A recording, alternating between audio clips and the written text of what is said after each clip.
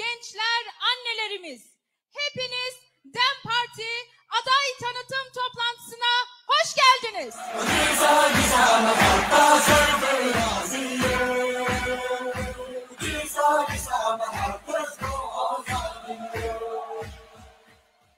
PKT'nin partiya demi, Hefserok'in partiya demi, Nuner'in STK, Sazi u Kumale'in me, Huntev bxiratın, sersera, serçavahatın.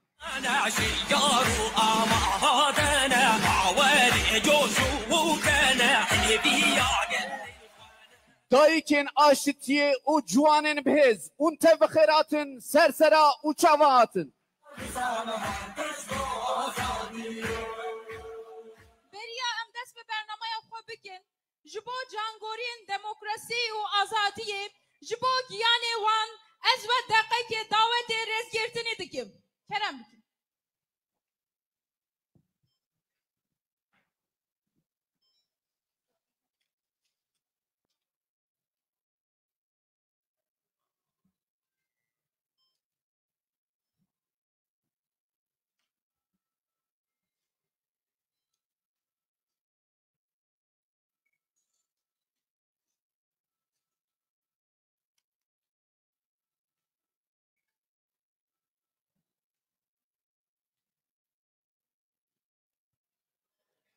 Riyawan de riyame roni bike.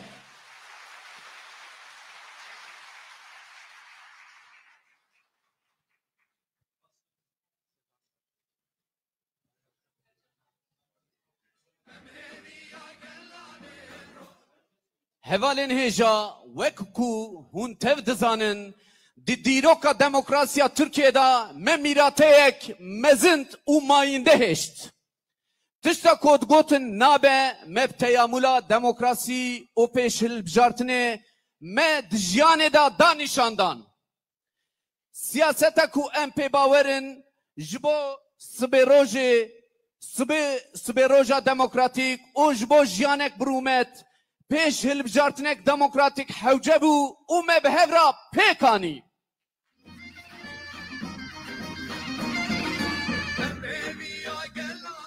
Gelê me nexweşî, astengî, kar û bar hemû tişt danî kêlekê û çûn ser sindoqan. Hemû tişt ji bo demokrasî û azadiyê raya xwe bi kar anîn. Çi kirin gotin em ê hem xwe hem jî bajarên xwe em ê bi xwe bi rêva bibin.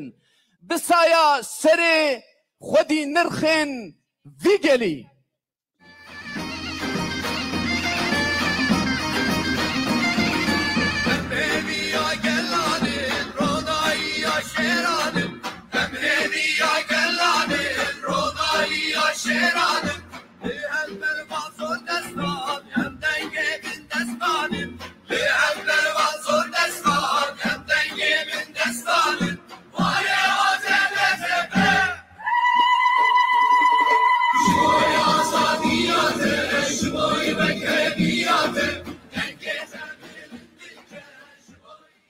Naha ji malbata şehîdê demokrasiyê Rêzdar Edîb Solmaz ku di 1979 da bi îrada gelê Êlihê bû şaredar û yekemîn car rehê gel di nava rêveberiya şaredariyê da bi kar anî, em gazî Salih Solmaz dikin ji bo axaftinê.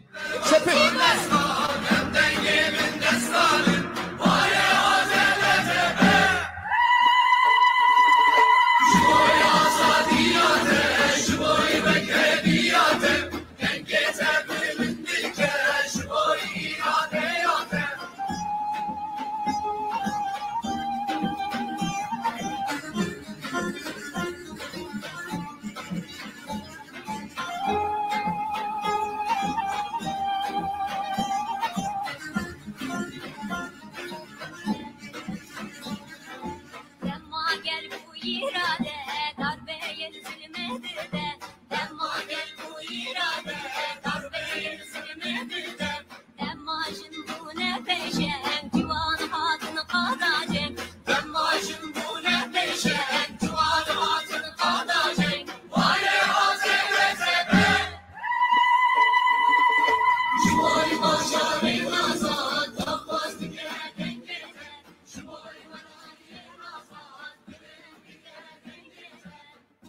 Bele geleme hicab.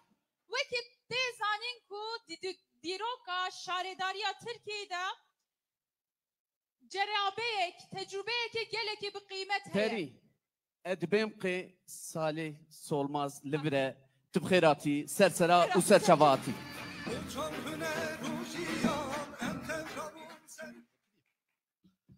Selamun Reis tamamı berendama valatime Selamun Reis tamamı beşleri. Arkadaşlar ben kısaca süreci Türkçe anlatacağım. Daha sağlıklı olacak. Edip Solmaz bir sürecin başlangıcının adıdır. Bu süreç Osmanlı'dan gelen devlet anlayışının ya da devlet aklının yerle bir edildiği Kürt halkının özgür iradesiyle kendisine dayatılan feodal işbirlikçi anlayışının yıkıldığı, tamamen emekçi çocukların ve halkın tümüyle bütünleştiği bir iktidar anlayışıdır. Edip Solmaz anlayışı, özgürlük hareketinin embriyonlaştığı ve iktidarlaştığı bir sürecin adıdır. Edip Solmaz, yerel dinamiklerin kendi iç inisiyatifleriyle oluşturduğu kolektif bir belediyecilik anlayışının Türkiye'deki ifade anlayışıdır. Diğer bir ifade de özellikle Kürt Özgürlük Hareketi'nin demokratik yöntemlerle mücadelesinin iktidarlaşmasının sonucudur. Bugün arkadaşlarımız demokratik yöntemlerle mücadelesinin daha da anlamlaştığının ifadesidir. Bugünkü arkadaşlarımızın vermiş olduğu mücadele, yaratılan sonuçlar, Kürt halkının yığınsal ve kitlesel duruşları, Edip Solmaz gibi yoldaşların mücadelesinin yarattığı sonuçlardır. Ben kısaca Edip Solmaz'ı da genç arkadaşlara söyleyeyim. Edip Solmaz 1974 yılında Kara Harp Akademisi'ni bitirdi. 3 yıllık bir askerlik sürecinden sonra istifa etti. Daha sonra Hukuk Fakültesi, İstanbul Hukuk Fakültesi 3. sınıf öğrencisiyken belediye başkanı oldu. Sonra da katledildi. Tabii bu katliamında, katledilmesindeki temel sebep özellikle bu inisiyatifin, bu duruşun, bu anlayışın yerle bir edilmesi tahammülsüzlüktür. Bu anlamda genç arkadaşların Edip Solmaz'ı tanıması, mücadeleyi tanıması açısından da son derece değerlidir. Bu konu akademisyenlerin inceleyeceği veya araştıracağı bir konudur. Bu nedenle hepinize tekrar saygılarımı sunuyorum. Başarılar diliyorum. Umarım yan serkeftin, an serkeftin.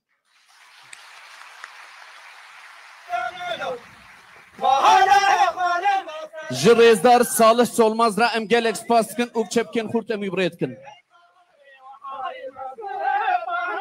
Bele geleme hicab. Diroka şaredariya Türkiye'de terzi fikri CHG giring digre. Jibo behsa ve tecrübeyi bike em kuri terzi fikri Brez Naci Sönmez gazi ser sahne dikem bir çapken var.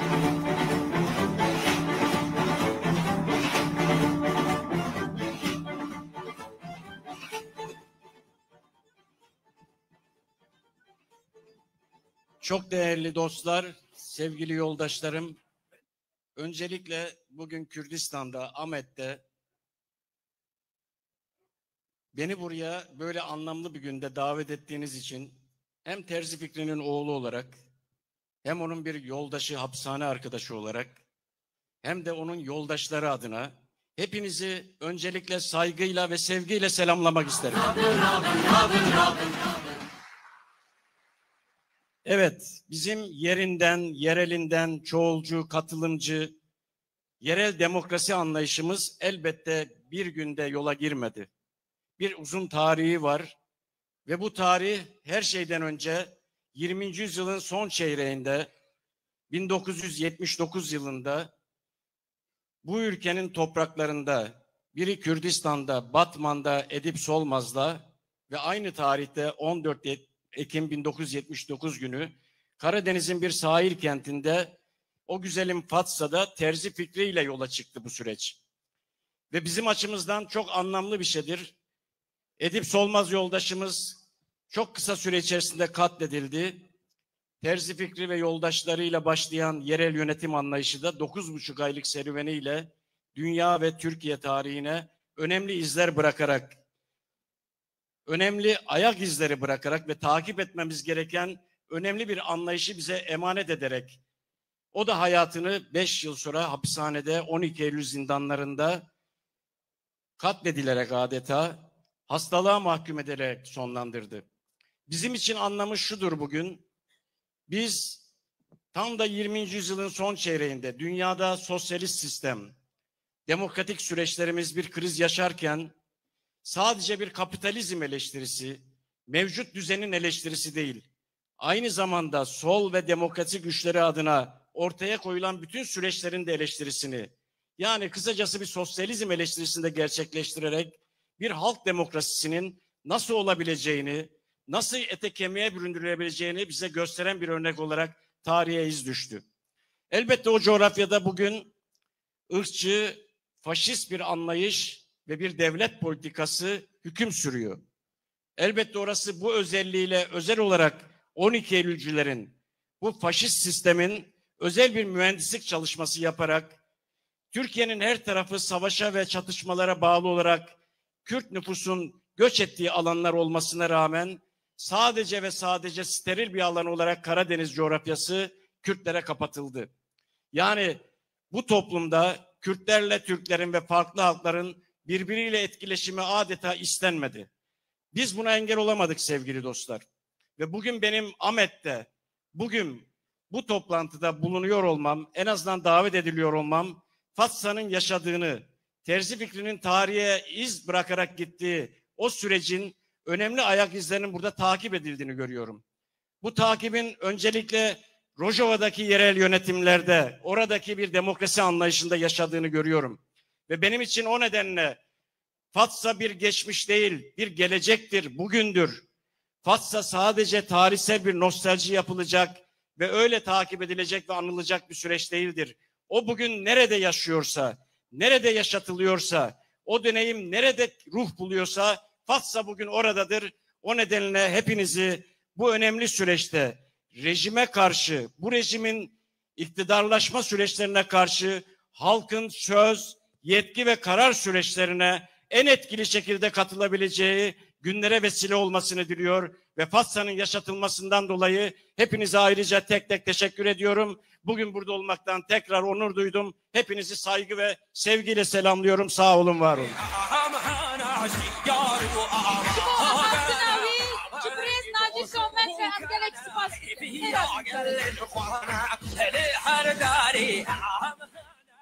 Naha درێزێ دا سینەڤزیۆنێک me heye, strana helbijartinê a demê heye. Eger ku hûn amade bin, em dixwazin bu were parve bikin, kerem kin, temaşe xweş. Gelek stranên me yên hilbijartinê hene, ew yê wane. Kerem.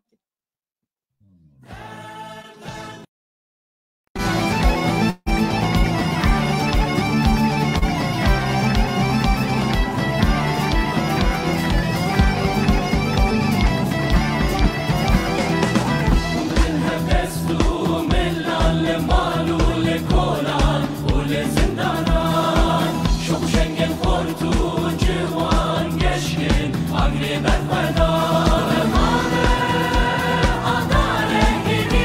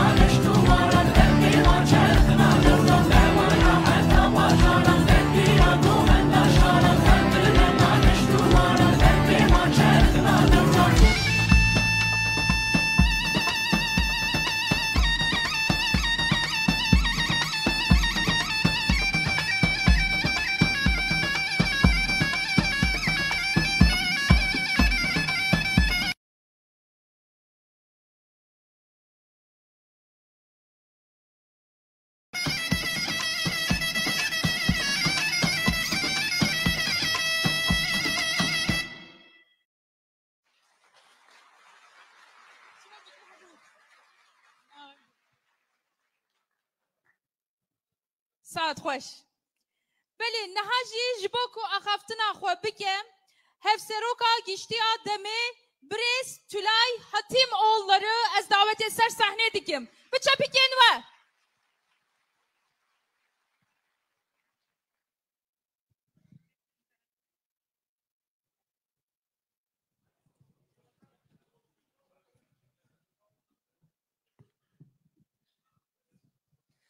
Merhaba hevalno.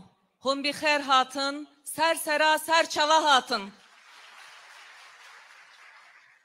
Merhaba ya asdikal a'izza, ahlan ve sahlan bikum cemiyan. Değerli basın emekçileri, değerli katılımcılar ve halkın iradesiyle seçilerek aday olan değerli eş başkan adaylarımız, hepinizi saygıyla, sevgiyle selamlıyorum. Buraya gelirken bir selamı Ankara'dan, adalet nöbetindeki analardan getirdim ve onların şahsında cezaevlerinde devam eden açlık grevlerini ve anaların dışarıda yürüttüğü açlık grevi ve adalet nöbetini buradan saygıyla selamlıyorum ve mutlaka başaracağımıza olan inancımızla onların yanında olduğumuzu iletiyorum. Evet değerli arkadaşlar, bizler bugün biraz önce söylediğim gibi halkın iradesiyle seçilmiş, Türkiye'de ve dünya siyaset tarihinde örneğine az rastlanan bir halk oylamasıyla 100.000'e yakın bir delegasyonun katılımıyla seçilmiş olan belediye eş başkanlarımızın tanıtımı programındayız. Bu halk oylamasına gerçekten başta kadınlar olmak üzere analarımız, gençler, herkes, bütün halkımız yağmur, çamur,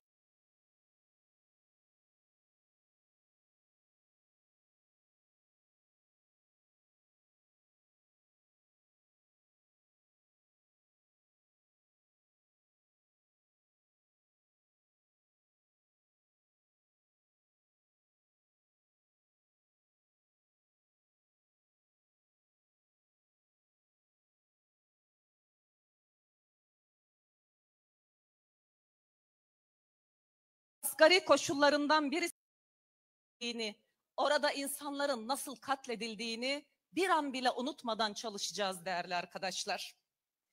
Belediyelerimizde doğrudan demokrasiyi hayata geçireceğiz.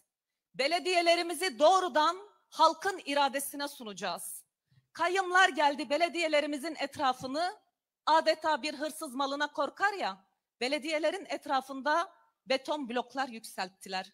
Belediye ile halk arasına beton bloklar girdi. İşte bizler o blokları darmaduman edeceğiz. Halk oylamasında yaptığımız gibi. Halk nasıl o sandıklara geldi ve sizleri seçti ve belirlediyse, halk aynı şekilde belediyelere gelecek ve o yönetimin ortağı olacak değerli arkadaşlar. Kürt, Türk, Arap, Ermeni, Süryani, Alevi, hiç kimseyi dışarıda bırakmadan hizmet sağlayacağız. Her mahallede, her sokakta hizmetimizle olacağız. Ve değerli arkadaşlar, bu ülkenin, Kürdistan'ın, Türkiye'nin geleceği olan gençler, tarihte görülmediği kadar göç yolunu tutmuş durumdalar. Bizler yerel yönetim anlayışımızla gençlere burada mutlu olacakları ve istihdam edilecekleri ortamları yaratacağız. Gençlerin kendi coğrafyalarında, kendi topraklarında kalmalarını sağlayacağız. Ve bunun için ilk işimiz değerli arkadaşlar, halkın iradesini yok sayan, demokrasinin asgari koşullarından birisi olan seçme ve seçilme hakkına el koyan, gasp eden anlayışa karşı Kürt halkı buradadır. Kürt halkı Türk halkı kadar, Arap halkı Ermeni halkı kadar eşittir ve seçtiği belediyeler, seçme ve seçilme hakkı gereği o belediyeler kendisinde kalmalıdır. İşte bizler bu yerel seçimlerde aynı zamanda bunun siyasi mücadelesini vereceğiz hep beraber. Kayyımları süpüreceğiz değerli arkadaşlar. Tek süpürge yetmez. Her yurttaşımız eline süpürgesini alacak. 31 Mart günü tek tek kayyımları süpüre süpüre Kendimiz oralara yerleşeceğiz. Sevgili kadınlar, sevgili kız kardeşlerim, kayyımların ilk saldırıları Kürtçe diline olduğu kadar kadınlara yönelik olmuştur. Binbir emekle kurduğumuz kadın merkezlerimize, danışma merkezlerimize tek tek el koydular. Kadın emekçileri kapı dışarı ettiler. Belediye eş başkanlarını, belediye meclis üyelerimizi hapishanelere gönderdiler. Amidajin Kadın Danışmanlık Merkezi'ne erkek müdür atadılar. İşte onların kadın konusuna yaklaşımlarının en önemli göstergelerinden biri budur. Kadın politikaları, daire başkanlıklarını ortadan kaldırdılar. Kayyımcı zihniyetin kadın düşmanlığını ne kadar anlatırsak anlatalım inanın bitiremeyiz. 1 Nisan'dan itibaren kadınların yerel yönetimdeki kazanımlarını tekrar hayata geçireceğiz. Bizler kadınlarla kentleri yöneteceğiz, kadınlarla kazanacağız, kadınlarla mutlaka başaracağız. Tarihin birçok evresinde değerli arkadaşlar, erkek egemen zihniyet, inkarcı, tekçi anlayışla kadınları ve bütün farklılıkları öteki saymıştır, asla yönetimde onları ortak görmemiştir. DEM Parti'nin yönetim anlayışında kadınlar çok önemli bir belirleyendir. Biraz önce kadın eş başkan adaylarımızı burada tanıtırken şu örneği bir kez daha bütün dünyaya göstermiş olduk. DEM Parti kadın konusunda yaklaşımı başkadır. DEM Parti hakikaten bir kadın partisidir. Mor çizgimiz olan bu kazanımlarımızı kıskançlıkla savunacak ve koruyacağız. Yerel demokrasinin güçlendirilmesi, demokratik, çoğulcu, cinsiyet eşitlikçi bir toplumsal dönüşümün yolunu hep beraber açacağız. Bunun için kadınlar sosyal, siyasal, toplumsal, ekonomik süreçlerin tamamında inşacı olacak değerli arkadaşlar. Yerelden merkeze kadar, köylerimizden, evlerimizden, mahallelerimizden çıkıp belediyelerin yönetimlerine biz kadınlar olarak her yerde katılım sağlayacağız. Bu seçimlerde demokratik, ekolojik, kadın özgürlükçü yönetim anlayışının bereketli tohumlarını ekeceğiz. Tohumlar boy verecek ve Anadolu, Mezopotamya topraklarında dalga dalga yayılacak. Ve değerli arkadaşlar, bizler merkezi siyasette de hep dillendirdik. Bir kadın bakanlığı kuracağız mutlaka. Bizler mutlaka ve mutlaka ne olursa olsun kadınların eşit temsiliyetinin sadece kendi partimizde değil, Türkiye ve Kürdistan siyasetinin tamamında yer bulması için çaba içinde olacağız da. Tıpkı nasıl bakanlık istiyorsak, bunun yerel iz düşümleri olarak yerellerde kadın politikaları daire başkanlığını hep birlikte kuracağız. Ve kadınlar buralara gelirken hangi partiye oy verdiklerinden bağımsız olarak sadece kadın olarak böyle bu merkezlerimize gelecek ve buradan hizmet alacaklar. Kayyımı gönderdikten sonra kapatılmış olan bütün kurumlarımızı kadınlar olarak yeniden tek tek açacağız. Kadınlara hukuk, psikolojik destek, çeşitli kurslar, kadın emeğinin değerlendirilmesi gibi katkıları sağlayacak kadın istihdamı konusunda da önemli emekler vereceğiz. Özel harp politikalarına, asimilasyon politikalarına karşı kültür ve dil çalışmalarını yoğun bir şekilde gerçekleştireceğiz. Belediyelerde Kürtçe başta olmak üzere o yerelde konuşulan bütün dillerle hizmet sağlanmasını yolunu açacağız hep beraber. Diller düşman değildir. Diller insanları birbirine bağlayan, bir coğrafyanın farklılıklarının birbirine elini uzatması, dayanışmacı bir toplumu kurması demektir. Ve dilleri düşman görenler görecek ki bizler dillerin dostluğunu yerel yönetimlerimizde hep birlikte yaratacağız. Kayyım yaptığımız işleri aynı zamanda hafızalardan silmek istiyor. DEM Parti yerel seçimlere ilk kez giriyor değil değerli arkadaşlar. Bizim bugüne kadar kapatılan bütün partilerimiz yerel seçimlerde önemli başarılara imza atmıştır. Ve kayyım aynı zamanda sanki biz daha önce hiç belediye kazanmamışız, sanki bizler hiç üretim yapmamışız, sanki bizlerin bir hafızası yokmuş gibi bir hafızasızlık yaratmak istiyorlar toplumdan. Ve onlar görecek ki 31 Mart seçimlerinden hemen sonra o hafızamız yeniden canlanacak. O tarihi birikimimiz, o pratiğimiz yeniden hayat bulacak değerli arkadaşlar. Bu topraklar, bu kültür, insanlar demokratik belediyecilik anlayışımızı çok sevdi ve gerçekten bizleri kabul etti. Terzi fikri Edip Solmaz. Az önce yakınları burada konuştu. Onların başlattığı yolda büyük bir inanç ve kararlılıkla yürümeye devam edeceğiz. Tarihsel bilincimiz, birikimimiz ve deneyimlerimiz yeter ki yolumuzdan sapmayalım. Yeter ki ideolojik duruşumuzdan bir gıdım geri atmayalım. Biz bu tarihi birikim ve deneyimle çok iyilerini sağlamış olacağız değerli arkadaşlar. Coğrafyamız ne yazık ki acılarla dolu ve savaş çığırtkanlığıyla baş başa kalmış bir dönemden geçiyor değerli arkadaşlar. Savaşlar ha başladı ha başlayacak. Savaş yorgunu bu coğrafyamızda halklar başarı haberi bekliyor. Bu önemli başarıların uğrak yerlerinden birisi olacak olan 31 Mart seçimlerimizde bizler bu başarıyı bütün bölge halklarına hediye edeceğiz. Ve halklar için başarı demek bir domino etkisi yaratır. Buradaki bir başarı, Ahmet'teki bir başarı bütün bölgeyi, ülkeyi en iyi şekilde etkiler elbette. Bunun da farkındayız.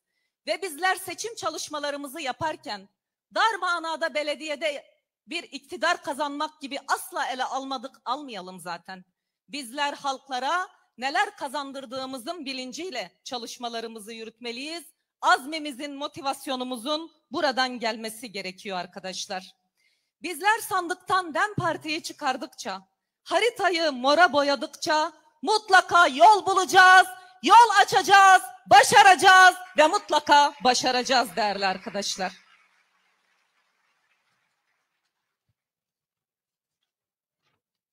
Evet, bugün burada halkımız tarafından seçilmiş olan eş başkan adaylarımız var. Ancak seçimlere girerek bu demokrasi şölenine katkı veren çok sayıda arkadaşımız oldu. Bunlar DEM Parti'nin demokrasi karnesinin en iyi şekilde not almasını sağladı bu arkadaşlarımız, yoldaşlarımız. Seçilemeyen arkadaşlarımıza buradan sesleniyorum. Bu bir demokratik yarıştı değerli arkadaşlar. Bu demokratik yarışta yakın yoldaşlarımız ve arkadaşlarımız seçilmiştir. Ama sizden en büyük talebimiz, sizler seçilmiş gibi mahalle mahalle, ev ev hep beraber gezmek ve bu tarihi başarıya hep birlikte imza atmak ve sizlerin buna ortak olması çok önemli, çok kıymetli. Az önce belirttik değerli arkadaşlar. Bizim mücadelemiz seçme ve seçilme mücadelesi değildir tek başına. Bu mücadelemizin bir parçasıdır sadece. Bizim mücadelemiz bu coğrafyada ezilen ve sömürülen bütün halkların özgürlüğü için, ezilen ve sömürülen bütün işçilerin, emekçilerin, kadınların, bütün farklılıkların özgürlüğü ve adaleti için biz mücadele ediyoruz. Bu düşünceden asla kopmadan eminim ki hep beraber bu çalışmalara her birimiz kendimiz adaymış gibi bu çalışmalara katılım sağlayacağız değerli arkadaşlar. Ve siz değerli adaylarımız, en büyük görev sizlere düşüyor değerli arkadaşlar. Hem kendimizin belediyecilik anlayışını, DEM Parti'nin yerel yönetim anlayışının nasıl hayat bulacağını sağlamak. İlk ödevimiz elbette seçimleri kazanmak ama ikinci ödevimiz birinci ödevimizden daha önemli. Bu düşüncelere bağlı olarak, DEM Parti'nin programına bağlı olarak halkın taleplerini gözeten bir yerden belediyeciliği icra etmek, örnek olmak, bütün Türkiye'ye ve bütün dünyaya DEM Parti yönetirse nasıl yönetiri göstermek, siz değerli eş başkan adaylarımızın, ki ben eş başkan diyorum, seçilmeyecek olarak hiçbirinizi görmüyorum ve lütfen hiç kimse seçilmeden gelmesin, onu da altını çizmek istiyorum. Ona göre çalışalım hep beraber. İl örgütlerimizle, ilçe örgütlerimizle, kanaat önderlerimizle hep beraber elimizi taşın altına koymamız gereken bir dönem. DEM Parti'nin demokratik yönetim anlayışıyla ekolojik, kadın özgürlükçü, çoğulcu paradigmasını özümseyerek yöneteceğiz. Bundan hiç kuşkumuz yok. Bununla ilgili de öncelikle halkımız sizi seçerek size güvendi. Bizler de DEM Parti yönetimi olarak sizlere bu konuda güvenimizi bir kez daha ifade ediyoruz. Ben değil, biz anlayışıyla yönetmeliyiz belediyelerimizi. Kayyımdan sonra halkımızın özlediği belediyecilik anlayışını halkımıza mutlaka taşımalı, mutlaka göstermeliyiz. Halkımız adına ağır bir sorumluluk yüklendik değerli arkadaşlar. Bu tarihsel, anlamlı ve kıymetli sorumluluğu en iyi şekilde başta eş başkan adaylarımız, eş başkanlarımız olmak üzere en iyi şekilde parti olarak taşımak gibi bir görev ve sorumluluğumuz var. Bu bizi seçen halkımıza karşı acılar içinde barış talep etmekten geri durmayan analarımız için, acılar içinde kıvranarak kendi kayıplarının acısını bile yaşayamayan ailelerimiz için, mezarlarının tahrip edildiğini izleyen analarımız, ailelerimiz için, çocuğunun cenazesinin nerede olduğunu bile bilmeyen analarımız için, halkımız için, Kürtçenin rahatça bu ülkede konuşulması için, ana dil olarak görülmesi için, bu ülkede bir tek ezilen ve sömürülen kalmayana dek bu mücadeleyi biz yürüteceksek değerli arkadaşlar, bütün bu değerlerimizi hatırlayarak hep beraber bir seferberlik ruhuyla çalışmak durumundayız. Bunu yapacağımıza inanıyorum. Bunu halk oylamasında bu halkın iradesini ve partimizin iradesini bir kere daha hepimiz deneyimledik. Buna olan inancımla hepinizi saygıyla, sevgiyle selamlıyorum. Mutlaka başaracağız, mutlaka kazanacağız. Serkeftin, serkeftin, serkeftin.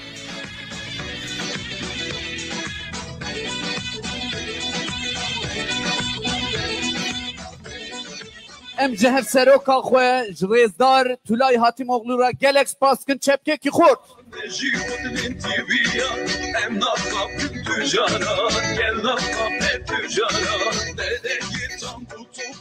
هوالین هجا جکرما خورا کسی که وسایتین خواه آن عربین خواه دریدا اولسر قالدرمه پارک کرنه ترافیکاتیه و بکشی نبرا هرن خودی العربی خواه درکوین نهاجی دریزیدا هف سروکه پارتیا دموکراسی و وکهویه رزدار تونجر باقرهان ام دعوت سر پلاتون میسید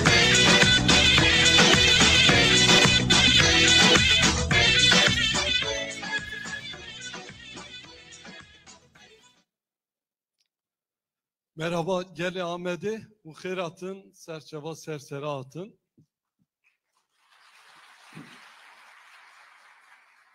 Merhaba, Rehevali Edip Solmaz, Fikri Sönmez, Rehevali Ape Musa, Vedat Aydın, Muhirat'ın. Sernave Navenda, Dem Partiye, Slav Ormeti Huvera peşkeş tıkım.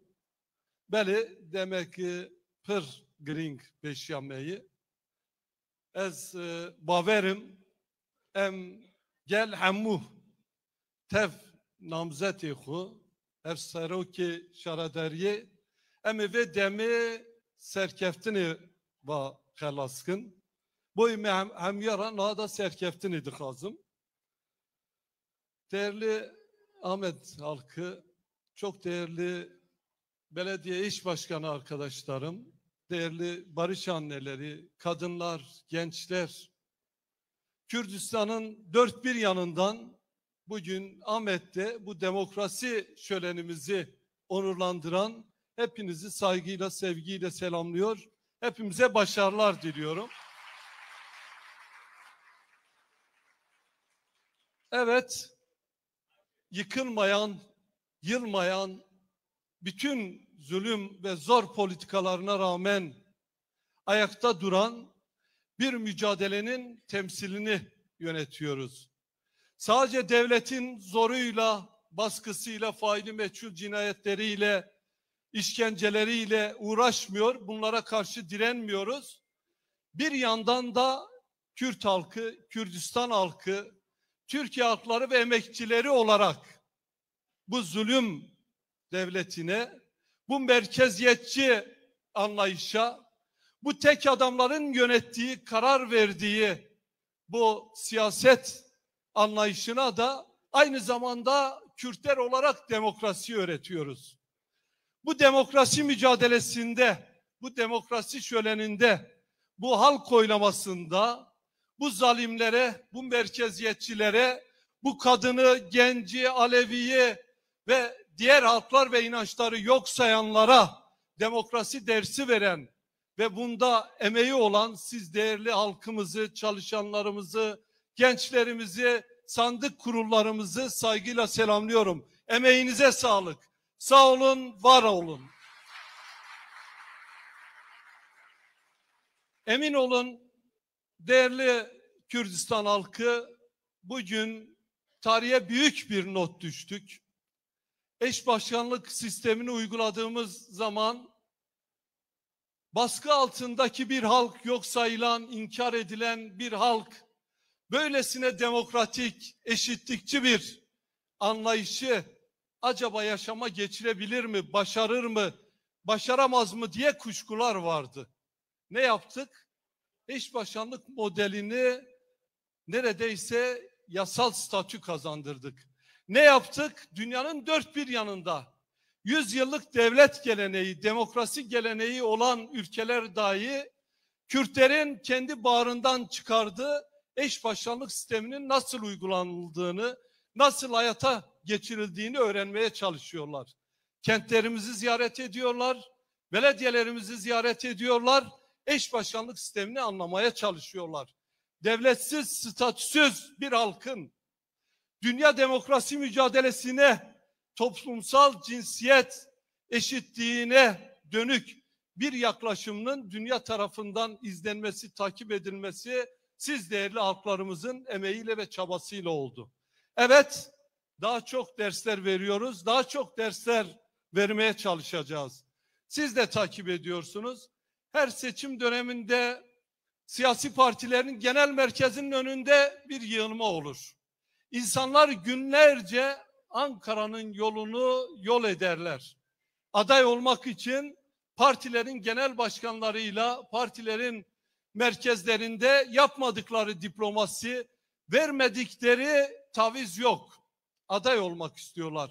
Biz dedik ki dünyaya hem direnişi, hem mücadeleyi, hem cin, cihan, azadi diyerek Orta Doğu'da bir demokrasi vaası yaratan Kürtler bu seçimlerde halk oylamasıyla bir kez daha dünyaya örnek olsun, bir ders versin. Biz ne yaptık? Genel merkezi kapattık. Neredeyse gelen giden olmadı. Niye? Biz dedik ki Ahmet halkı öznedir, Serhat halkı öznedir, Dersim halkı öznedir. Seçilmek istiyorsanız, bu halka hizmet etmek istiyorsanız, bu halkı yönetmek istiyorsanız bize değil, tek adama değil, partinin genel merkezine değil, halklarımıza gidin, sokaklara gidin, caddelere gidin, pazara gidin, gidin Kürt halkından onay alın, sonra bize gelin dedik.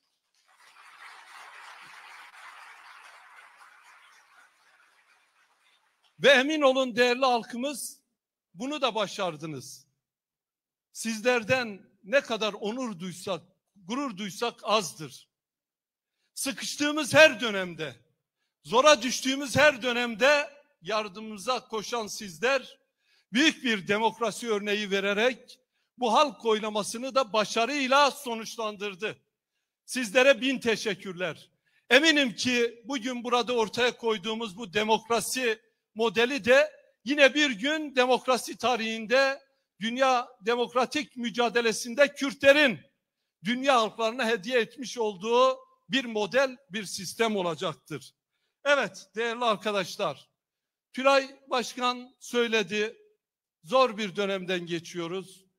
Sistem irademizi yok saymak için elinden gelen bütün çabaları ortaya koyuyor. Yok gerekçelerle kayyumlar atıyor, yok gerekçelerle irademizi gasp ediyor. Zannediyorlar ki Kürtler belediye bir iki dönem gasp edilince mücadelesinden vazgeçecek.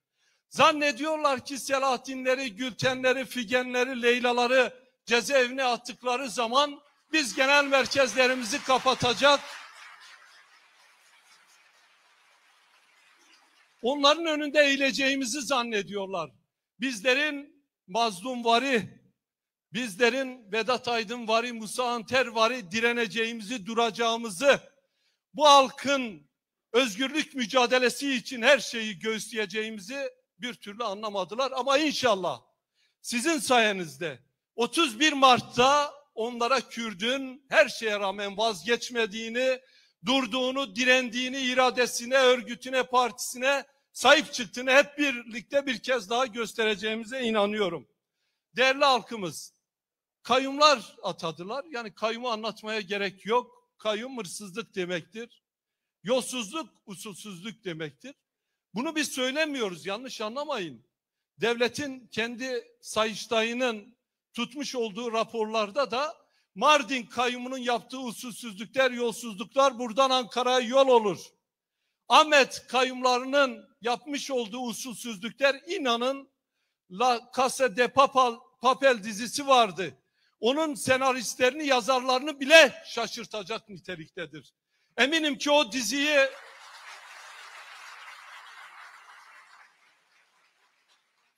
o diziyi çekenler bu kayyumların yolsuzluğunu, usulsüzlüğünü görselerdi belki o dizileri yapmazlardı. Kayyum kadına düşman, Kürt'e düşman, dilimize düşman, Ape Musa ismine düşman, Celalet Bedirhan ismine düşman, kayyum Kürt'e düşman, Kürt'ün varlığına düşman, Kürt'ün iradesine düşman. Ne yapacağız? Tülay Başkan söyledi. 31 Mart'ta bunları Ankara'ya yollayacağız. Merak etmeyin, sarayın 1000 odası var. Hepsi orada kendisine yatacak, konaklayacak yer de bulur, iş de bulur. Biz kendi işimize bakarak Kürt toplumunun, halklarımızın, bölgede yaşayan insanlarımızın daha özgür, daha şeffaf, daha demokratik bir anlayışla yönetilmesini hep birlikte sağlayacağız. Evet, burada sizlere büyük görevler düşüyor. Değerli barış annelerim, beyaz tülbentli anneler, barış mücadelesinde örnek olan anneler, ev ev dolaşacağız, gitmediğimiz kapı bırakmayacağız. Bunların kaçak seçmenlerine karşı biz 2 tane seçmen kazanacağız. Bunların bütün polisleri, askerleri, kolluk kuvvetlerini taşıyarak irademizi gasp etmeleri karşısında durmayacağız, dinmeyeceğiz, el birliğiyle çalışacağız. Bunlara Kürt'ün nasıl bir iradeye, nasıl bir çelik iradeye, inada sahip olduğunu hep birlikte göstereceğiz. Buna eminim, buna inanıyorum. Sizler yoktan var ettiniz. Sizler adı, dili, ağızlarına alınmayan bir halkın mücadelesini, gerçekliğini ortaya koydunuz. Sizler Rojava'da milliyetçiliğin, muhafazakarlığın, dinciliğin hüküm sürdüğü, kadının, Kürt'ün yok sayıldığı bir coğrafyada büyük bir devrim yarattınız. Şimdi eminim ki hep birlikte Kürdistan coğrafyadaki halklarımızla birlikte bizim bağrımızdan çıkmayan, bize ait olmayan, her şeyimize yabancı olan bu kayyumları göndereceğiz. Değerli halkımız, çok fazla belediyelerini anlamak istemiyorum. Sadece kayyumlar değil, AKP'nin belediyeleri de iyi yönetemiyor. Ağrı Belediyesi'nin ne halde olduğunu Ağrılı hemşerilerimiz çok iyi bilir. İnanın köstebek yuvası çamur içerisinden yürünmüyor. Bingöl Belediyesi deprem bölgesi olmasına rağmen depremin ne olduğunu bilmiyor. Deprem hattı üzerinde iskan veriyor, imar izni veriyor. Sanıyor ki deprem oradan es geçecek. Bingöl Belediyesi'ni batırmış, bitirmiş, borçlandırmış. Dersim Belediyesi'nde Tunçeli zihniyetini ortadan kaldırarak, Dersim'in gerçek evlatlarını iktidara taşıyarak demokratik yerel yönetimlerimizi oraya da götürmek durumundayız. Kars kayyumu namaz kılıyor ama vallahi yapmış olduğu yolsuzluklar yol olur. Yani bunların namazı, ibadeti bir yere kadardır. Mesele rant olunca, mesele Kürt'ün iradesi olunca, mesele Kürt'ün inkarı olunca bunlar her şeye karşı çıkarlar, takkiye yaparlar. Velhasılı kelam AKP'yi yönetmiyor, ülkeyi yönetemediği gibi belediyeleri de yönetemiyor. Bize kayyum atamasının sebebi örnek modeller ortaya koyduğumuzdandır. Siirtli arkadaşlarımız bilir, bir dönem biz de orada belediye başkanlığı yaptık. Emin olun suyu kesilen tek bir hane yoktu. Parası olmadığı için okula gidemeyen tek bir öğrenci yoktu. Kadın kooperatifleri kuruldu. Açlık, yoksulluğu önlemek için elimizden gelen her şeyi yaptık. Halkın belediyesi olduk. Sadece Kürtlere değil, orada yaşayan Araplara, Türklere de eşit hizmet götürerek ciddi bir model ortaya koyduk. Şimdi 25 yıldır yaratmış olduğumuz büyük bedellerle bu modeli batıya taşımaya, AKP belediyelerini alarak oralara götürme gibi bir sorumluluğumuz olduğunu belirtmek istiyorum. Bunları başaracağımıza inanıyorum. Değerli arkadaşlar, evet, yeni bir model uyguladık. Kimi eksiklerimiz olabilir, kimi yetmezliklerimiz olabilir. Yeni uygulanan her şeyde ufak tefek kimi arızalar ortaya çıkabilir. Eminim ki önümüzdeki dönem şimdi ortaya çıkan bu eksikleri de birlikte gidereceğiz. Şimdi aday olan bütün arkadaşlar bizim arkadaşımız, yoldaşlarımızdır. Dosyasını aldığımız yarışa giren bütün arkadaşlar bizim için eş değerdedir. Sadece seçilen eş başkanlar değil, seçilemeyenler de bizim yol arkadaşlarımızdır, bizim değerlerimizdir. Bizim birlikte yürüyeceğimiz, birlikte mücadele edeceğimiz, birlikte bu zoru göğüsleyeceğimiz arkadaşlarımızdır.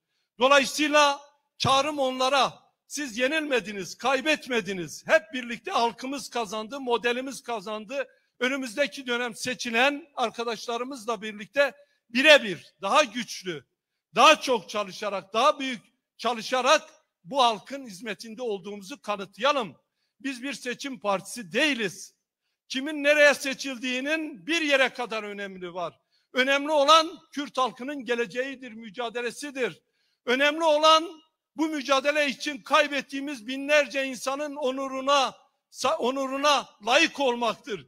Cezaevinde bizim başarımızı bekleyen, direnen, açlık grevine giden, Kürtlüğünü, dilini, kimliğini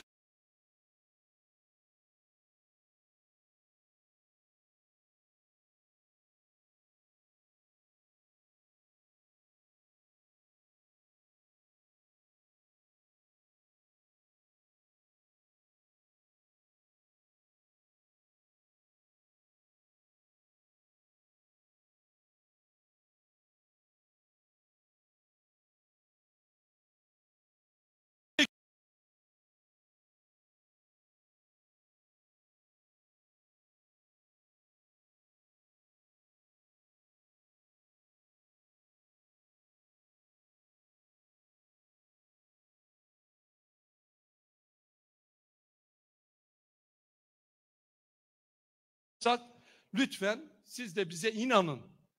Sizin aleyhinize olan hiçbir şey yapmayız. Kürt halkının demokratik mücadelesine zarar veren bilerek tek bir şey yapmayız. Biz birbirimize güvenerek, birbirimize inanarak, örgütümüze, merkezimize, kurumlarımıza sahip çıkarak bu zulüm düzeniyle baş edebiliriz.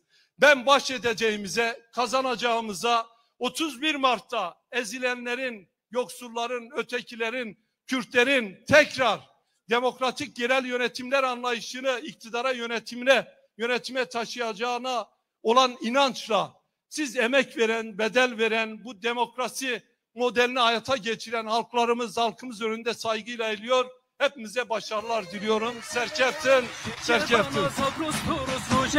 Em gelek spas dikin ji bo axaftina Brez Tuncel Bakırhan. Merhaba. Diriş perdaya derya reş keske sonra dişle u ferat. Diriş perda derya sevdiş keske sonra dişle u ferat. Desti dayika kedi tarajin elişin hatı. Desti dayika kedi. Hevalên hêja wekî ku hûn dizanin berxwederên zindana ji bo naşkêrandina tecrîtê ji bo azadî û aşitiyê niha di çalakiya berxwedanê dane em jî li pêşber wan bejna xwe titewînin û em çalakiya wan silav dikin bijî berxwedana zindana.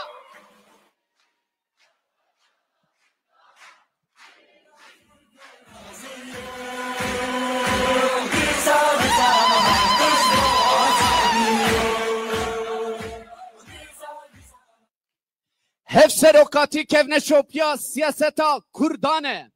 Hev serokatî bizrê li hîlwanê 1979 de dest pê kiriye و حتی ایرو هاتیه هف سروکاتی دموکراسی بخویه هف سروکاتی فکر عقل کلکتیفه هف سروکاتی چانت و هنره هف سروکاتی خوزا بخویه هف سروکاتی خطا معماره بله گلمه هجا امی آنها همو نامزدین خواه یک و یک باجار به باجار گازی سر صحنه بکن دزانم سالونا me پر تجیه جبوه از ام آلیکاری جوا دخوازن نامزدین me بلا بین آلیه پیش جکره ما خواه جبو که بلا سرکولاسیون خوشتر چه ببه امی به باجارین آگیری بیتلیسی و وصا بردوام بکن جلو مرگی جبو سلاف داینه ام هر دو هفسروکن گشتی از دخوازم گازی بکم سر صحنه بریز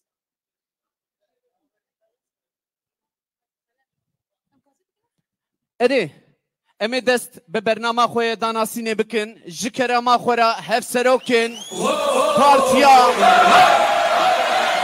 گل دموکراسی و وکلی ریزر کنجر باقرهان و ریزدار کلای حاتی مغلم دعوت سرد کن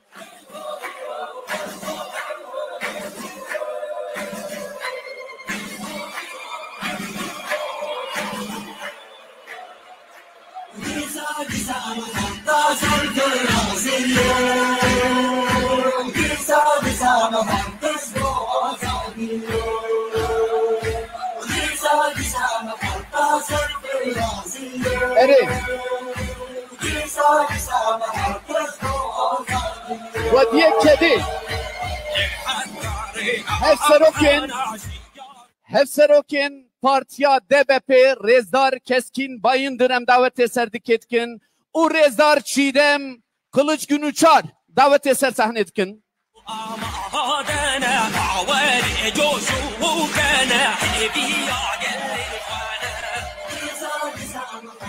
بله ام دست بدکن ام بajara agiriye dest بدکن بلا نامزدین مجکره ما خو بلا آماده بن نامزده هفشارداریه یک گیادین آگیریه برز Adnan Doğan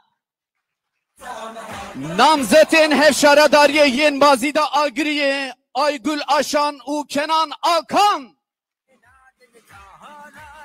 namzedin hevşaradariye ye Patnosa agiriye brez Rojbin Kartal Manzak u brez Cabir Tozun namzet şaradariye Avkevra Agri Mehmet Ali Budak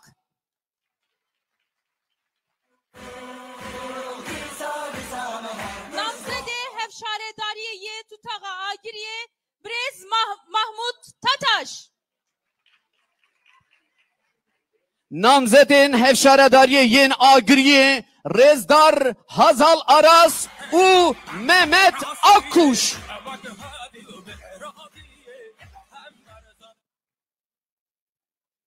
ام سرکفتنی نامزدین خواهد خوازن هر هبن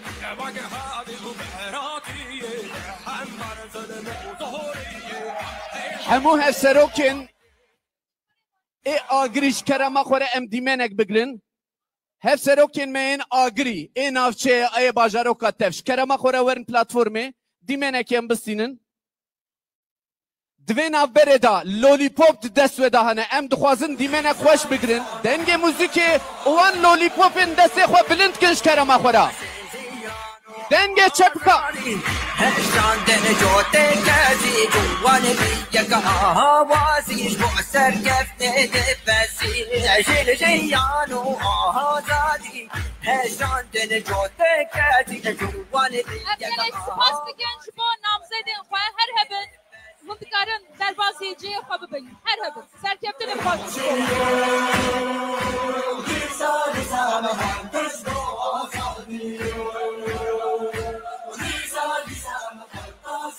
نامزدین هفشاردارین بتلیسش کرما خورا خو آماده بکن نامزد هفشارداریه یه اخلاطا بتلیسی رزدار ارکان آقبوداق نامزد هفشارداریه یه پیرخوصا بتلیسی برز مهمت آفیف یıldızlı Namzet hevşaradariye ye Norşina Bitlis'i Rezdar Mehmet Şirin Üncü.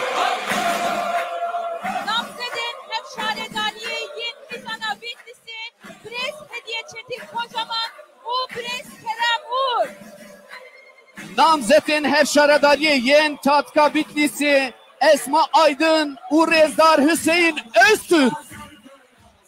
Namzede hevşaredariye ye Tetvana Bitlis'i Brez Mümin Erol. Namzetin hevşaradariye yen Bitlis'i Rezdar Sümeyye Kızıltepe ve Enver Barin.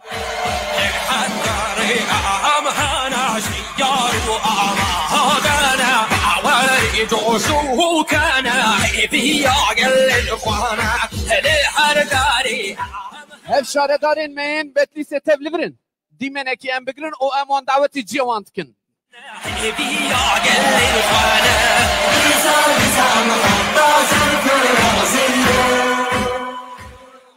Bajarê Colemêrg û Çewlikê bila hevalên me xwe amade bikin ji kerema xwe. Namzedên hevşaredariyê yên Şemzînana Colemêrgê Brez Nazdar Öpegin û Brez Naif Eroğuz. Namzetên hevşaredariyê yên Gevera Colemergê Rezdar Şadiye Kırmızıgül û Şoreş Dirî.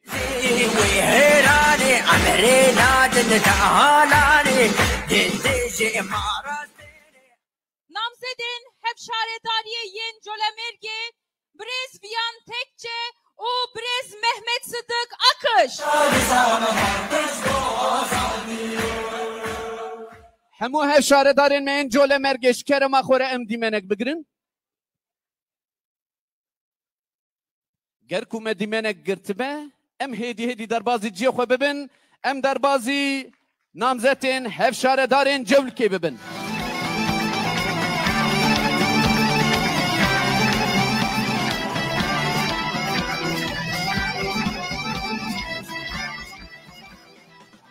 Namzetên hevşaredariya yên Kanîraşa Çewlikê Rezdar Sühre Eroğlu û Mehmet Genç. Namzede hevşaredariyê yê Çewlikê Brez Aydın Bürçün.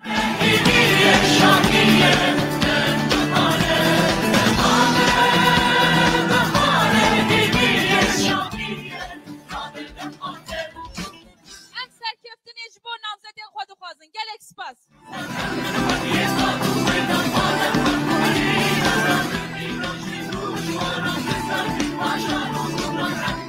Anaha jî em derbasê namzedên bajarê Erzurumê dibin. Namzedên hevşaredariyê yên Xunusa Erzurumê Brez Meral İmre Alagöz û Brez Gürsel Eren.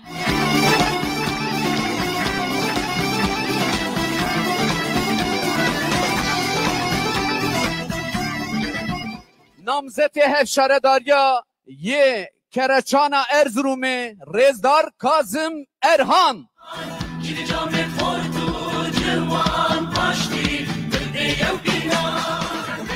Namzeda hevşaredariyê ya Qereyaziya Erzurumê Brez Bahar Göksu.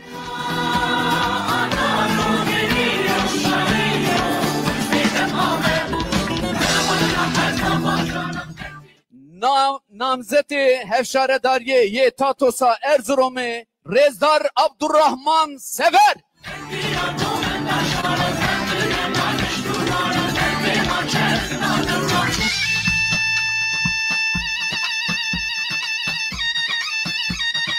Denge çepkeve.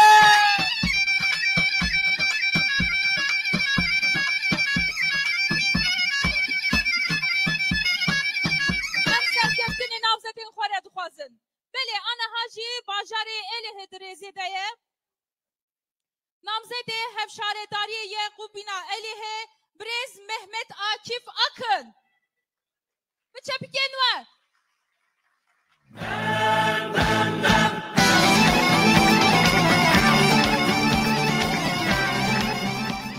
Namzetê hevşaredariya Kercosa Êlihê Rezdar Yılmaz Sübhi Aslan.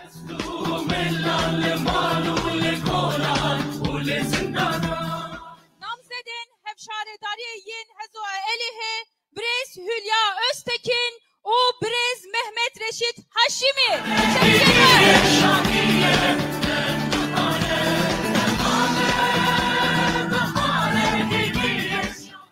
Namzeti Şaredarya Eskife Bajarı Elhe Rezdar Mecit Tokdemir.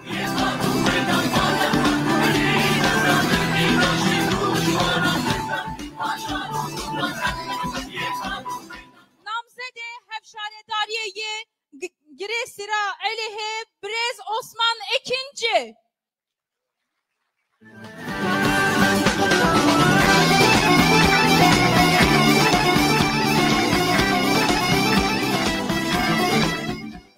Namzeta Aviskeya Elhe Rezdar İbrahim Karabulut.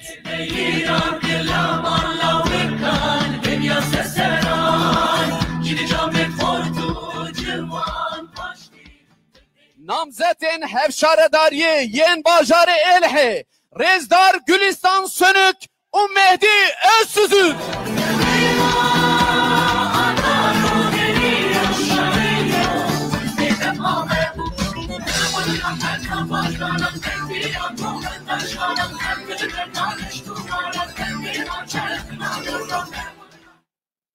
Gelek serkhire be, serkefti be emdimene ki bidirin.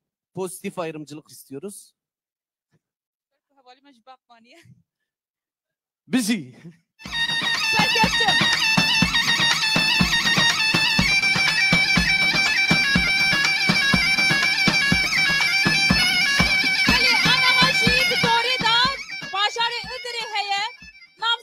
Bajarı Idri, Namzeda hevşaredari ya kulpa Idri, Brez Kader Yiltav.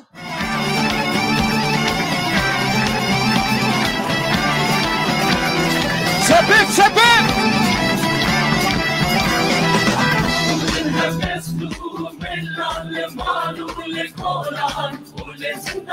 Namzeta hevşaredariye ya başana İdri, Rezdar Alya Akkuş Usadık Zira.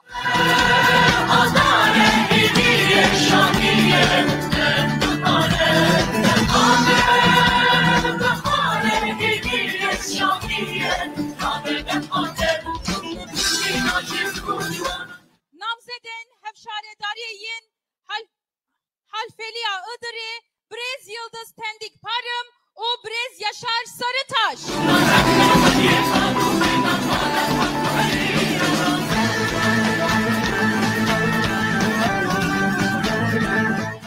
Namzeti hevşaredariye ye hoş habera İdri, Rezdar Ömer Çelik.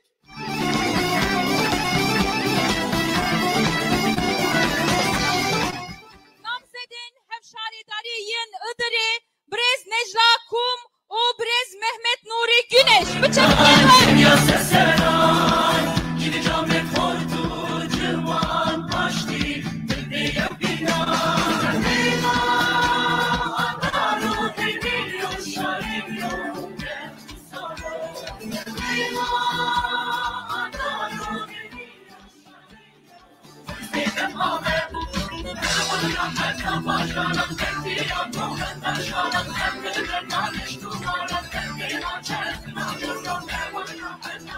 Çekin kurt em hevşaredarin xo daveti cihand kin.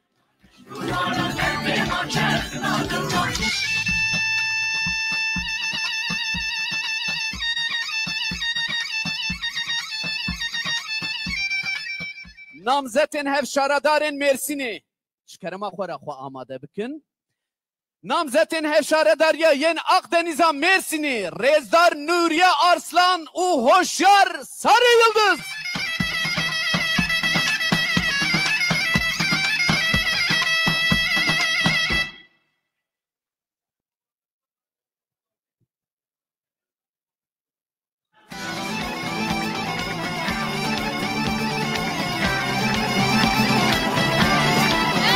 Namzete xora serkeftini duxazın, gelek spas dikin.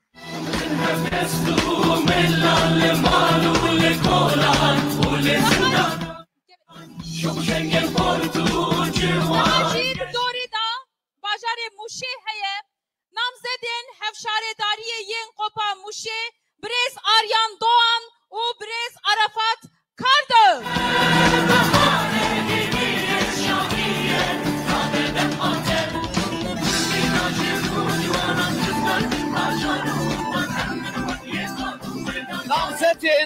Namzetên hevşaredariye yên Malazgîra Muşê, Rêzdar Gülistan Özel û Ahmet Kenan Türker.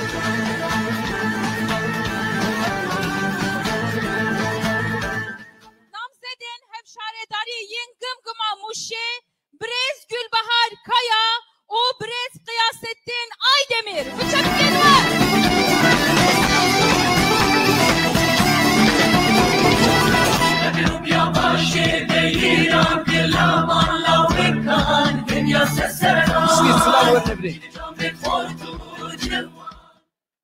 Namzeti hevşaredariye Muşê, Rêzdar Sırrı Söylemez. Kerem Kuvarı geldi.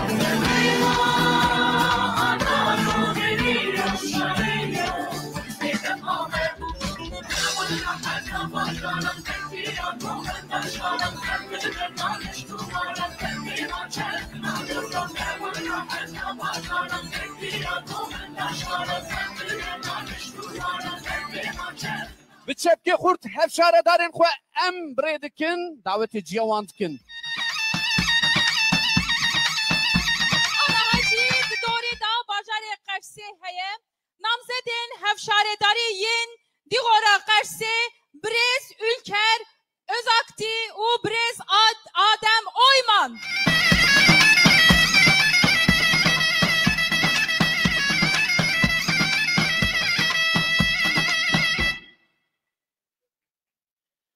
Namzetên hevşaredariye yên Qersê, Rêzdar Arzu Savaş Derman û Kenan Karahancı.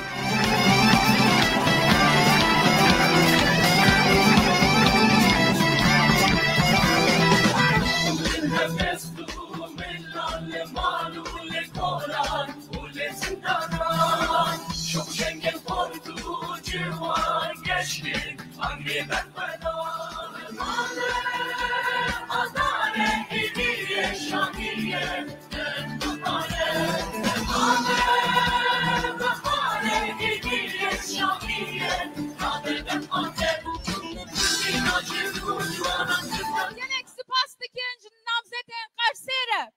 Serkeftin.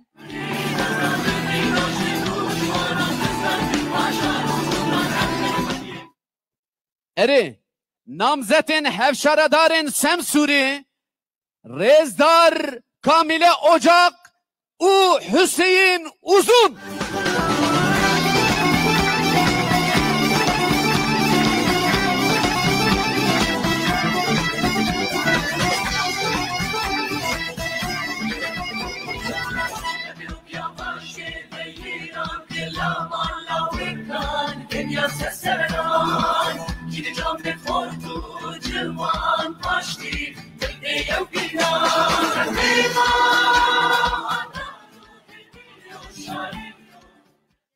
Ana hacî di rêzê de bajarê Sêrtê heye. Hevalên me bila xwe amade bikin.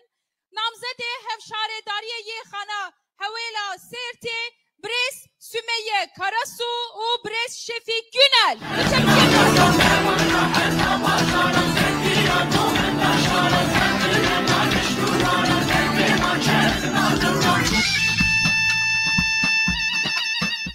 Namzeta hevşaredariye ya Veysel Qiraniya Sêrtê, Rêzdar Berfin Evren.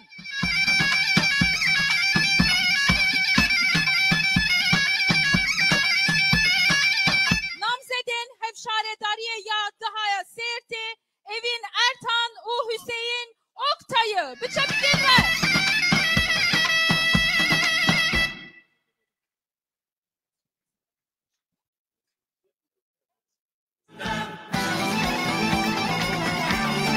Hevşaredarên me yên Veysel Qiranî, Rêzdar Enes Sêdîn jî sersera serçava.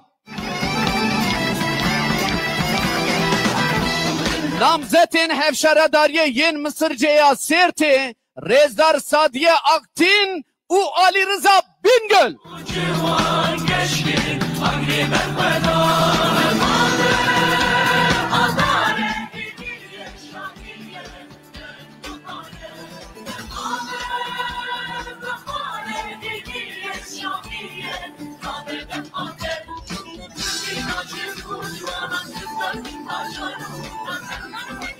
Namzedên hevşaredarî yên Comanya Sêrtê Brez Medya Atak û Brez Nedim Yüksekbağ. Biçepkin ve.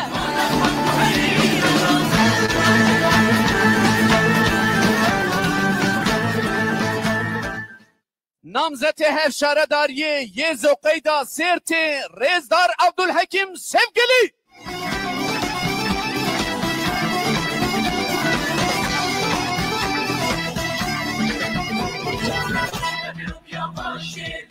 Namzedê hevşaredarî yên Sêrtê Brez Mehmet Kaysı. û Safiye Alagaş. Gelê hêja wekî ku tê zanîn namzeda hevşaredariya me ya Sêrtê Brez Safiye Alagaş du hat bincavkirin. Lê mixabin hêj nehatiye berdan. Ev silavê xwe ji bo wê dişînin.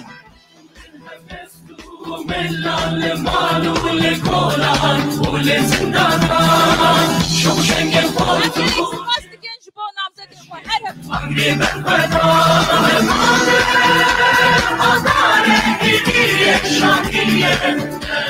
Namzetên hevşaredarên Şirnexê ji kerema xwe da xwe amade bikin.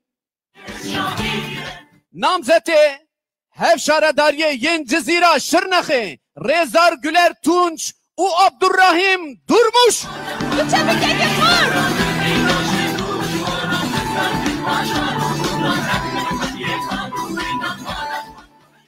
Namzedên hevşaredariyê yên Sırtkoya Şirnexê Brez Halime İlçin û Brez Fahrettin Akman. Biçepikekî xwe.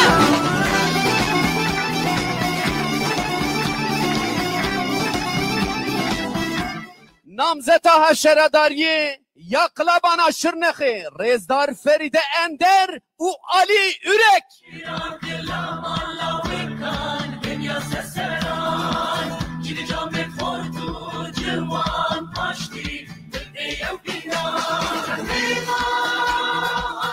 Namzedê hevşaredariya ya Hezexas Şirnexê Brez Doğan adı belli.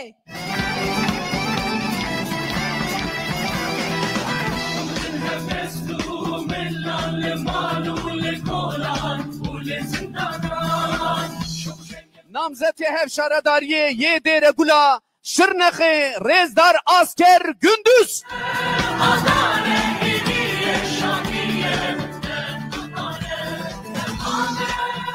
Namzedên hevşaredariya yên Silopiya Şirnexê Brez Jiyan Ormanlı û Brez Renas Nadir Onuk. Biçepikekî xwe.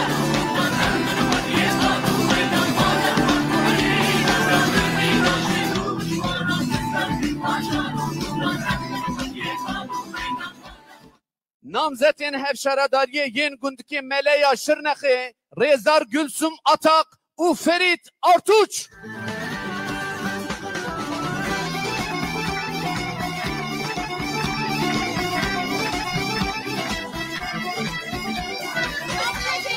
Namzedê hevşaredariya ya Şirnexê Brez Turan Saltan. Biçepikên we.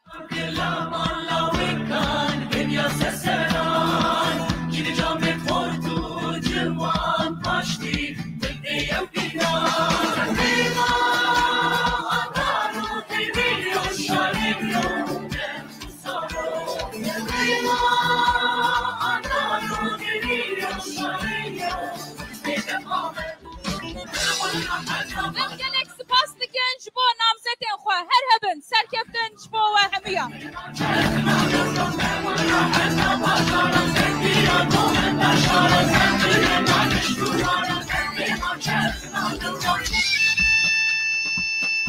Ama hacî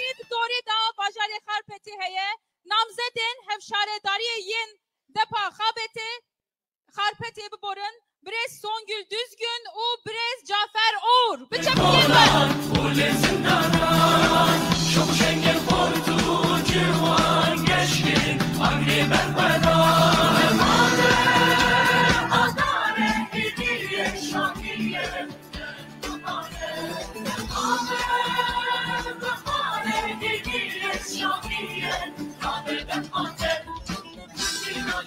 Çepkeki kurtaman daveti civantkin.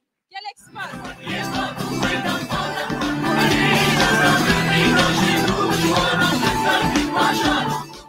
Namzetin hevşaredarın merdini bırakwa amade bikin. Hedi heyecanama kelacanama gereka bilintir bibe. Denge çepkin ve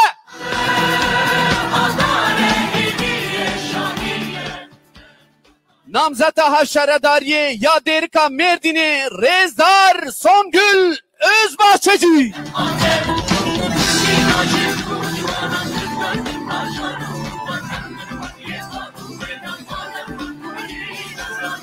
Namzedin hevşaredariye yen Kosera Merdini Brez Hamdiye Bilek Turgay û Brez Zeyni İpek.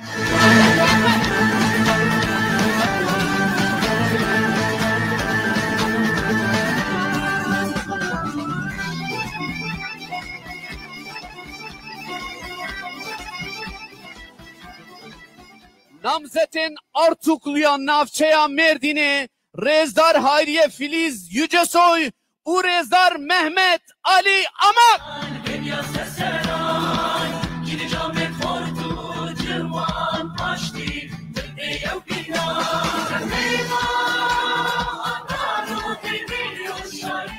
Namzeda hevşaredariye yen Şemraha Merdini Brez Kudret Uçuk. Biçepkin ve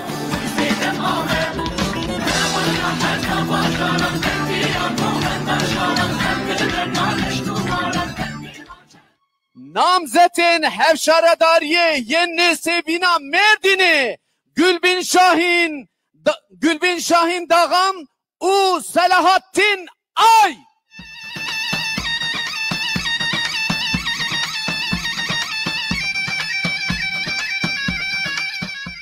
Namzedin hevşaredariye yen Stevra Merdini Brez Hatice Öncü û Brez Selahattin Önder. Biçepkin ve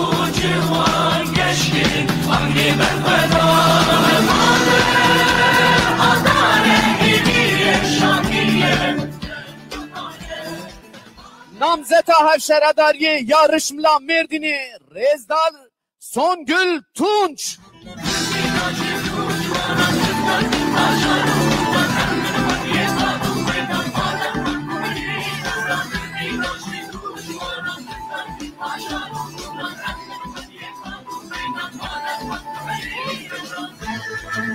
bu Namzedin hevşaredariye Başare Mazın a Merdini Brez Devrim Demir û Brez Ahmet Türk. Biçepkin ve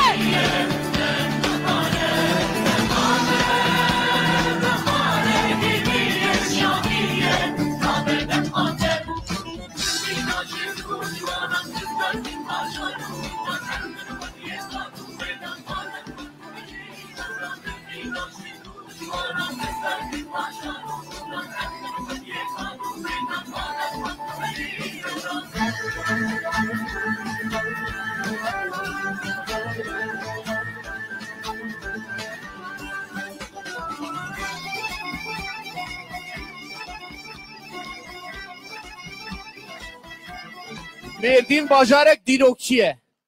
Çepkeki kurt. em gelek spas dikin ji bo Namzedên xwe.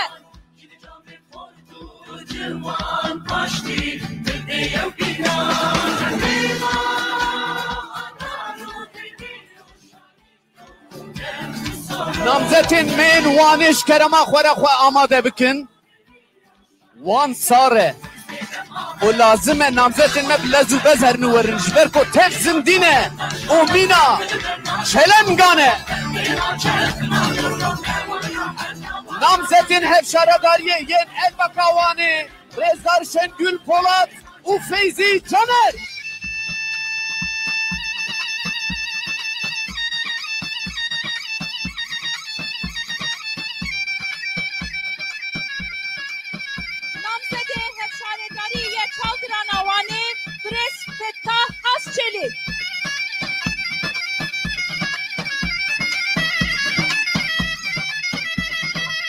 نامزد هفشارداری یه شاخوانی رزدار رشاد اراسلان کرم که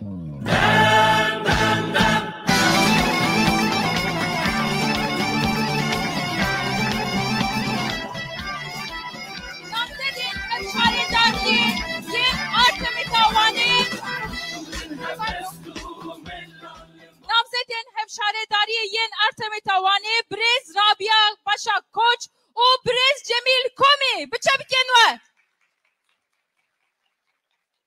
نامزدین هفشارداری ین اردیشاوانی رزار گلر تمل و باران بلیجی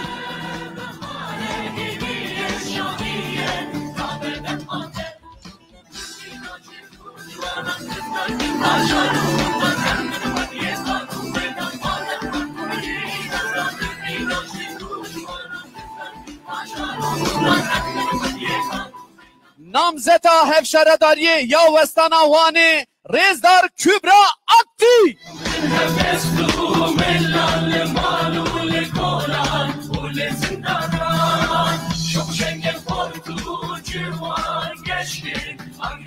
نامزد هفشارداری پاییز آوانی برز مهمت طاهر ارتاش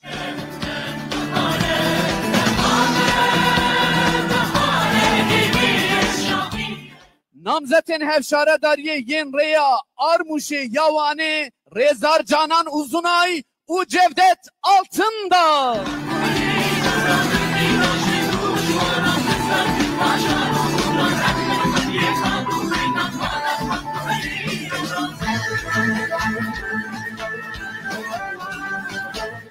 نامزد هفشارداری یه بگیراوانی برز Barış Yılmaz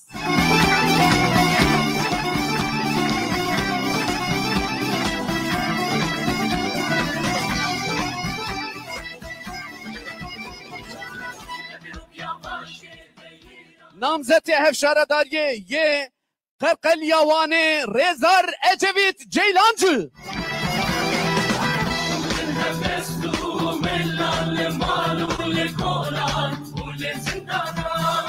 نامزد هفشارداری یه سرایاوانی برز Davut Acar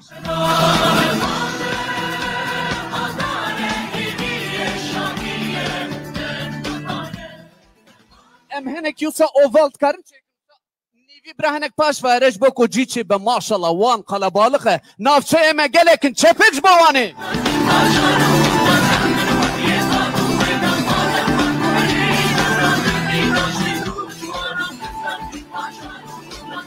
نامزدین هفشارداری ین زوروای وانی رزدار خانم Akkoş و امید کسر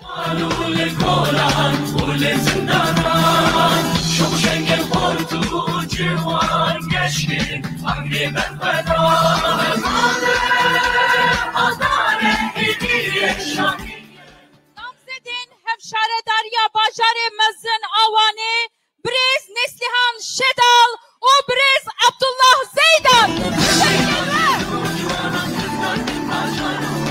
Başkanım bunu henek karın başkanım bu neçin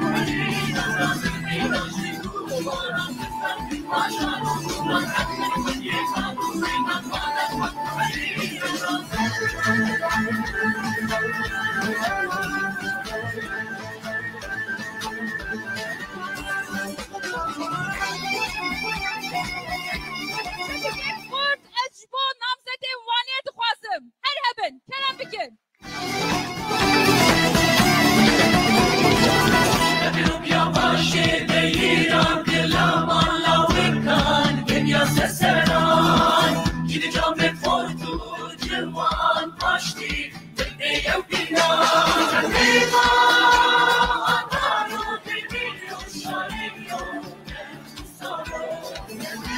بتشبكن خورت ام هفشاردارين خو دعوتي جيوانتكن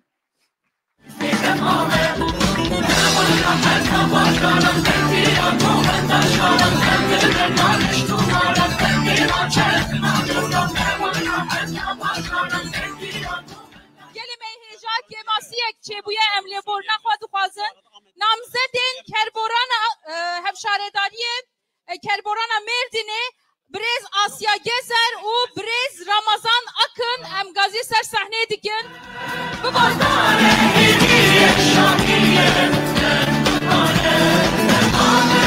Ciwarê berxwedanê kerboran de kerem ke.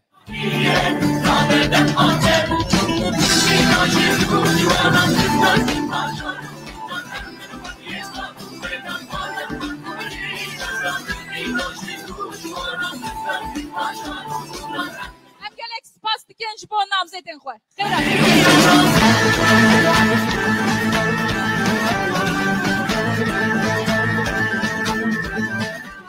Daha jî demdema Amedê ye. Belê. Perî deqekî qîma me bi van çepkan nayê ev enerjî kolser ekrana bi vî şeklê xwe ya bike me îflas kir. Dengê çepkan tilîliye!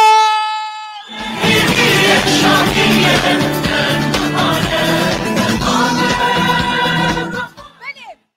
Namzedên hevşaredariyê yên Rezana Amedê, Birêz Leyla Ayaz û Birêz Sırat Çelik bi çepkên me.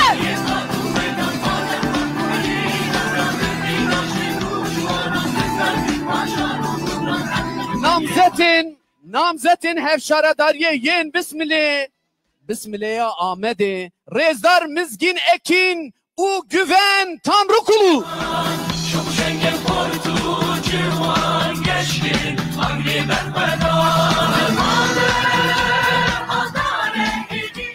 Namzedên hevşaredariyê yên Çınara Amedê, Birêz Semra Akyüz û Birêz Mahmut Ulus bi çepkên me.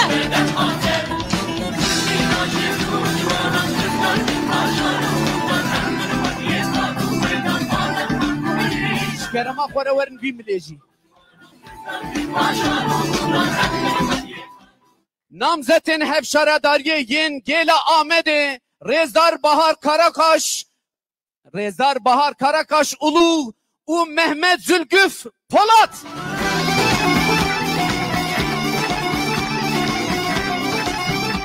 Namzedên hevşaredariyê yên Erganiya Amedê, Birêz Birsen Azak Bayar û Birêz Şiyar Güldiker. Çepkên me.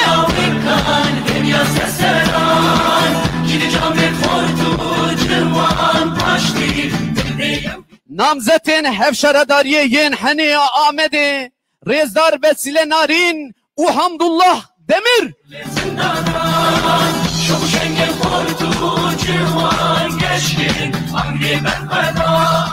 Namzedên hevşaredariyê yên Hezroya Amedê, Birêz Hasibe Yazdık û Birêz Erhan Güven bi çepkên me.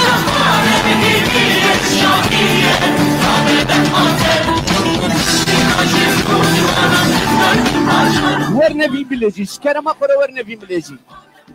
Erê.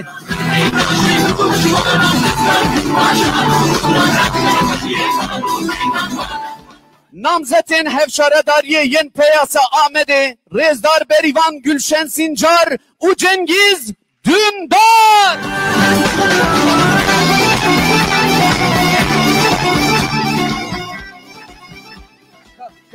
Em dîsa çember çekin, henekî em ê nav da herin. Biraz içeriye girelim. Evet, aynen. Sizler öyle, aynen. Namzedê hevşaredariyê yên Karaza Amedê, Birêz Mehmet Şık.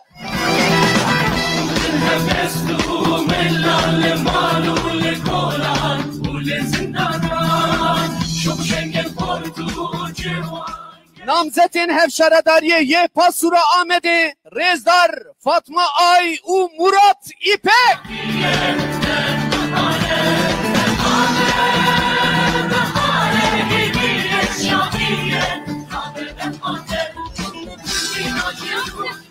Namzedên hevşaredariyê yên Licaya Amedê, Birêz Dilek Diyar Özer û Birêz Fırat Demir bi çepkên me.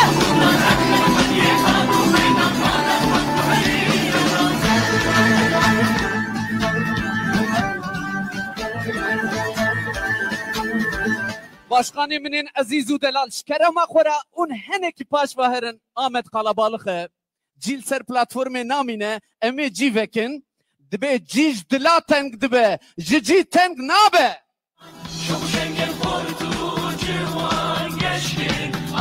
namzetin hevşaradariye yen farkına Ahmet'e Rezar Sevim Biçici u Kadri Eser.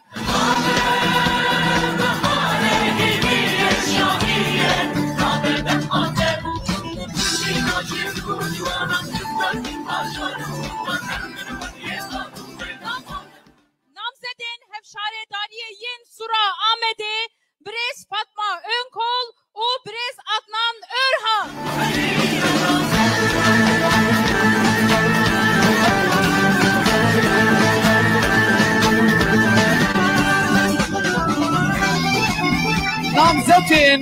Namzetin hevşaredariye yen Bajarı Nuye Ahmet'e Rezar Safiye Akdağ u Mehmet Ergün.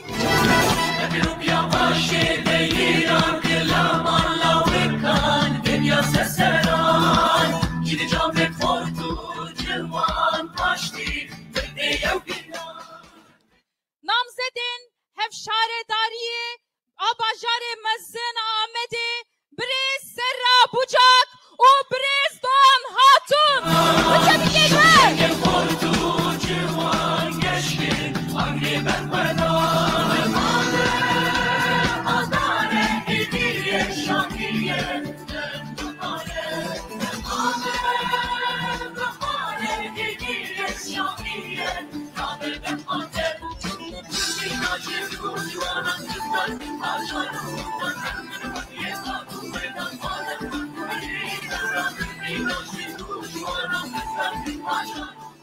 Maşallah. Vaka Suri Ahmet'e mebendek çekiriye. Tu astengi uzordari xvalbermen nagre.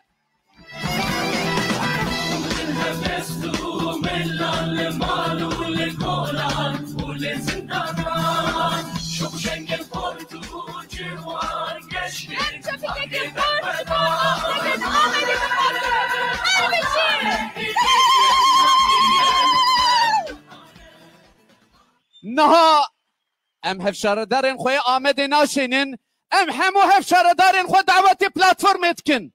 Bira keremkin dîmenek xurt em ê bigirin. Lêbelê beriyavê ji kerema xwe bila van aliyan vala bikin ji bo ku bila tevlî hevî dernekeve. Hemû namzetên xwe em vedixwînin ser sehnê.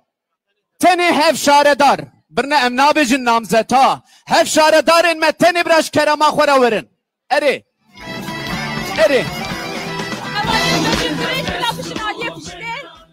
Kadeqeyekî bira ê dirêj kerema xwe re li paş bin êkin werne pêş ji bo ku wallahi kadraja kamerayê nebawerim ew qasa bigire lê em ê henekî hewil bidin. Erê henekî paş ve em dikarin herin. Biraz platformun gerisine gidebilir miyiz? Arkasına aynen. Hevalên çapemenî ji bıçak Hemû hevşere. Hevalên çapemenî ji kerema xwe ji ber ku em ê pêşiye jê hevalan dayînin. Tamam. Hevalên çapemenî ji kerema xwe hevalno ji kerema xwe. Hûn dikarin erdê jî rûnin biborînin. Hevalno bila hemû namzetên me bên bişne em wêne bikişînin biborînin. Vay maşallah, vay maşallah. Denge çepkan, denge tililyan. Heval, heval.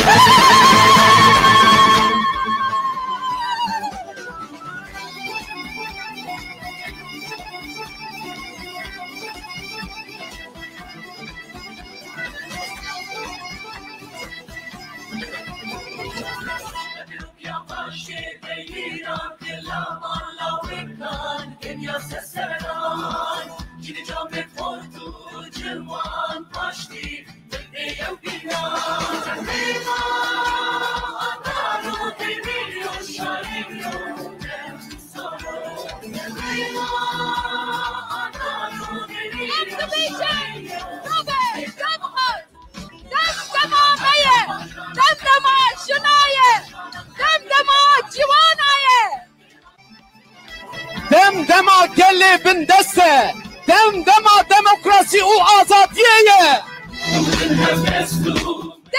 Dem gelir, devran döner. Biz bu oyunu bozarız. Ordu civan geçkin, hangi ben